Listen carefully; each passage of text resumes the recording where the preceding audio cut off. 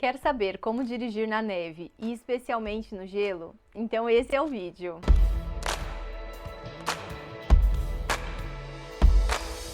Meu nome é Camila e junto do meu marido Rogério e da nossa cadela Oalha, nós estamos em uma longa expedição overland em um mini motorhome 4x4 e atualmente estamos passando o inverno na Patagônia.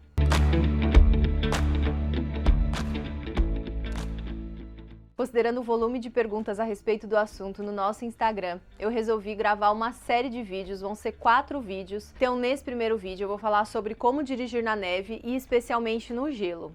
Só para lembrar, não somos especialistas no assunto.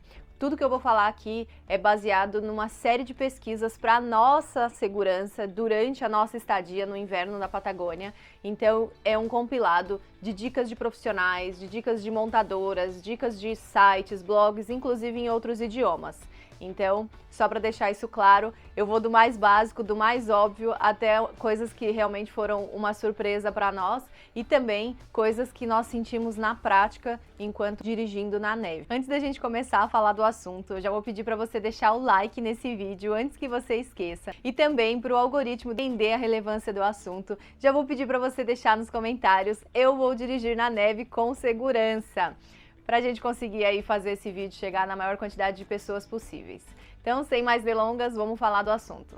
A primeira dica, ela é muito óbvia. Fique em casa. Essa é a melhor opção sempre. Gente, é perigoso, é tenso, é muito estressante dirigir no gelo. Então, caso exista essa possibilidade, fique em casa, adie o compromisso, espera o gelo derreter, espera a neve derreter, para daí sair de casa. Mas é claro que nem sempre isso é possível, né? Inclusive é por isso que você está vendo esse vídeo. Então vamos começar do básico. Primeira coisa, reduzir a velocidade. 100% das vezes. Então saia antes, saia com antecedência. Por quê? Não é possível você andar na mesma velocidade que a pista seca. Então teve nevasca, teve neve, tem risco de presença de gelo na pista? Então, reduza a velocidade. Outra coisa, mantenha uma distância maior do veículo da frente. Afinal de contas, o asfalto fica muito liso, então corre o risco de você não conseguir frear a tempo. Então, mantenha a distância do veículo da frente. Quanto à frenagem, vamos evitar ao máximo usar o pedal do freio. A gente vai usar o freio motor, que seria a redução da marcha pelo câmbio. Então o veículo não trava as rodas. Por isso a importância também de andar numa velocidade mais baixa, porque você vai ter tempo de usar o freio motor, reduzindo a marcha, reduzindo a velocidade através da marcha. Mas se ainda assim, claro, algumas vezes não é possível você usar só o freio do motor, você precisa usar o pedal do freio. Então, rodas retas, as duas mãos sempre no volante o tempo todo, sempre manter as mãos no volante e na hora de precisar usar o pedal do freio, deixar as duas rodas retas, as duas mãos no volante e pisar suavemente no pedal do freio. Não pise com força. Travar a roda de uma vez, o carro vira uma pista de patins. A gente teve uma situação em que o Rô tirou a mão para pegar uma coisa no console, a rabeira do carro deslizou totalmente, nem parecia que tinha gelo na pista, ela estava úmida só. E aí na hora que ele tirou uma mão do volante, o carro já deslizou. 3 segundos depois vinha o carro na outra direção. Se isso tivesse acontecido ali por momentos depois, teria acontecido um acidente. Outra coisa é atenção especial redobrada nas curvas. Entra na curva devagar, porque vai dar uma deslizadinha. É natural que deslize por conta do gelo, então entra muito devagar. Quando eu digo muito devagar, é 10 km por hora, 20 km por hora no máximo. Entra na curva bem suavemente, com as duas mãos no volante. E também aproveite o impulso da subida.